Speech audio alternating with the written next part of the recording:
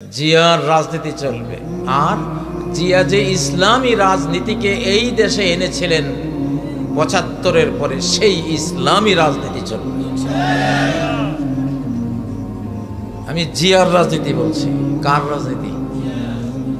জিয়ার রাজনীতি ছিল নারায়ে তাকবীর, আল্লাহু আকবার, জয় বাংলাকে বিদায় করে দিয়ে কি নিয়ে আসা? নারায়ে তাকবীর, আল্লাহু আকবার। ঠিক নয় কি? আমরা সাক্ষী, আমরা ৭ই নভেম্বর প্রত্যক্ষ করেছি।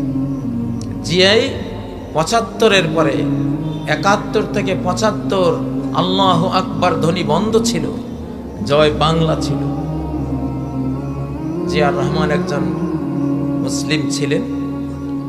তিনি এই দেশে আল্লাহু আকবার ধ্বনি তোলার জন্য ইসলামিক রাজনীতিকদেরকে, উলামাদেরকে বলে দিয়েছেন, আপনারা এখন থেকে স্লোগান দেবেন।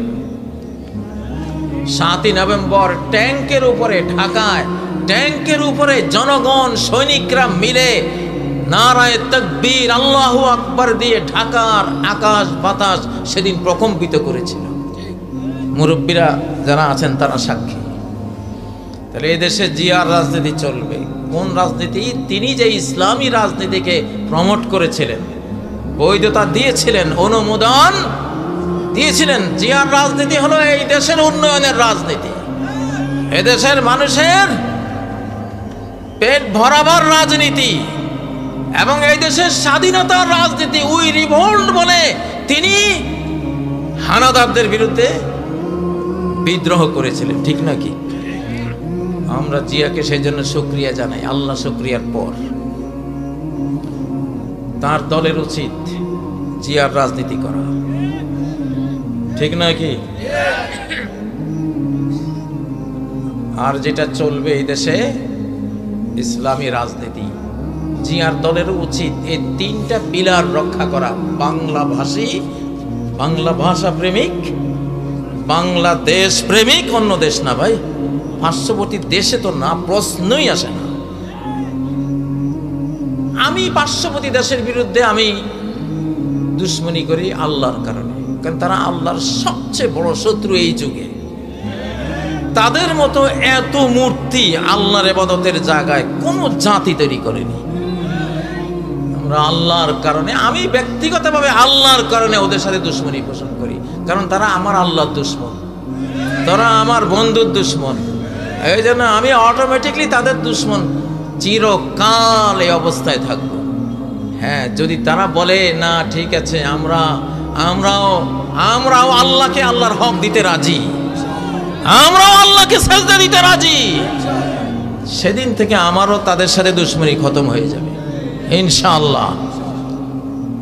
ও ভাইয়েরা, আমরা ইউনাইটেড বাংলাদেশ চাই। কি চাই? ইউনাইটেড বাংলাদেশ চাই। অনেকেই আমাদের মধ্যে যেইভাবে রাজনীতি করা শুরু করেছেন, তারা বুঝতেছেন না যে এর পরিণতি কি হবে। বাংলাদেশের অখণ্ডতা ধ্বংস হয়ে যাবে। বাংলাদেশকে ঐক্যবদ্ধ রাখতে হলে, আমাদের মা বোনদের ইজ্জত রক্ষা করতে হলে, আমাদের মসজিদ মাদ্রাসা রক্ষা করতে হলে, আমাদের জীবন রক্ষা করতে হলে, এখন ওই ৩টা থিম, ৩টা পিলার, ৩টা স্লোগান দিয়ে রাজনীতি বহাল রাখতে হবে। ঠিক না বে ঠিক? প্রিয় ভাইয়েরা,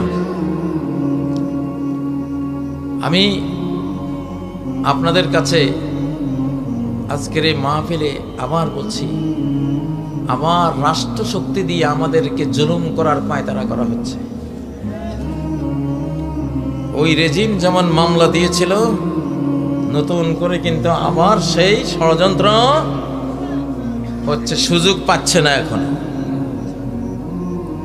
এই জন্য স্লোগান দিলাম, আমাদের অতীত নির্যাতনের কারণে তোমাদের মাথা এই দেশ থেকে বহিষ্কৃত হয়েছে।